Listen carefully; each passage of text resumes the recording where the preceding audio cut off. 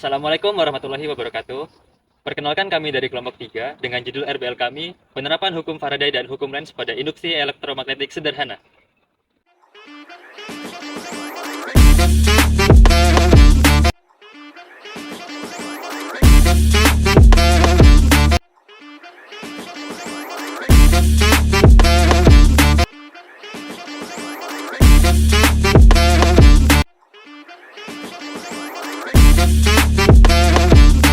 Hukum Faraday adalah hukum yang menjelaskan tentang hubungan antara jumlah listrik yang digunakan dengan massa zat yang dihasilkan baik di dalam katode maupun anoda pada proses elektrolisis. Hukum ini ditemukan oleh Michael Faraday pada tahun 1853. Itulah mengapa namanya disebut hukum Faraday. Hukum Lenz adalah salah satu ilmu fisika yang memberikan dengan cara GGL atau induksi. Berikutnya, hukum Lenz itu menjelaskan tentang arah gaya arus gerak listrik yang terjadi akibat gaya listrik yang disebut dengan GGL. Berikut hukum Lenz ini biasanya digunakan dengan mesin listrik generator dan motor. Terima kasih. Berdasarkan hukum Faraday, dikatakan bahwa jika sebuah magnet digerakkan di sekitar kumparan, maka kumparan tersebut akan menghasilkan GGL induksi magnetik. Nah, besarnya GGL induksi ini bergantung dari perubahan fluks magnetik yang ada di sekitar kumparan sesuai dengan persamaan berikut. Nah, dari persamaan ini dapat kita simpulkan bahwa besarnya perubahan fluks magnetik, maka GGL induksi yang dihasilkan akan semakin besar. Flux magnetik adalah ukuran medan magnet yang menembus suatu permukaan tertentu.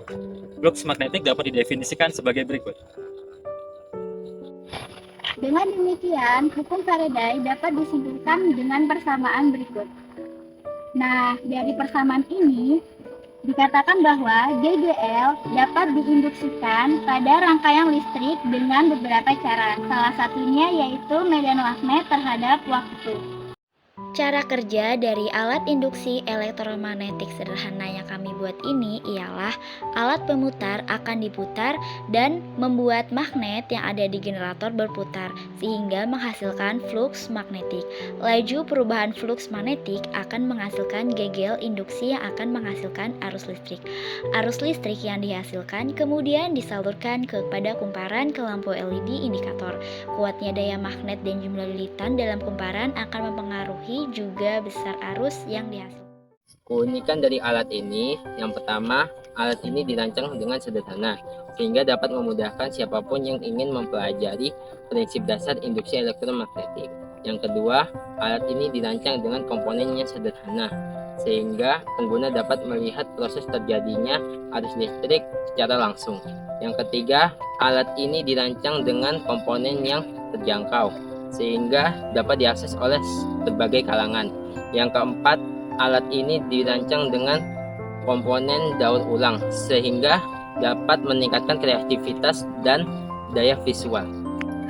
Kekurangan dari alat induksi elektromagnetik yang kami buat ialah ketidakmampuan dalam menghasilkan medan magnet yang cukup kuat, ketidakstabilan dalam mengukur arus listrik yang dihasilkan, dan kesulitan dalam mengisolasi variabel-variabel yang mempengaruhi percobaan.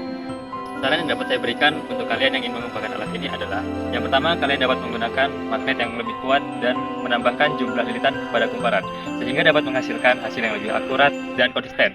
Kemudian, kalian dapat menggunakan sensor atau peralatan yang lebih akurat, contohnya seperti ampermeter, multimeter, sehingga memungkinkan untuk dilakukan analisis yang lebih mendalam. Kemudian, kalian harus menghindari hal-hal yang dapat mempengaruhi percobaan, contohnya seperti suhu, kelembaban, dan posisi magnet terhadap kumparannya, sehingga dapat mengurangi gangguan dan dapat menghasilkan hasil yang terpercaya. Sekian penjelasan dari kami ucapkan terima kasih. Wassalamualaikum warahmatullahi wabarakatuh.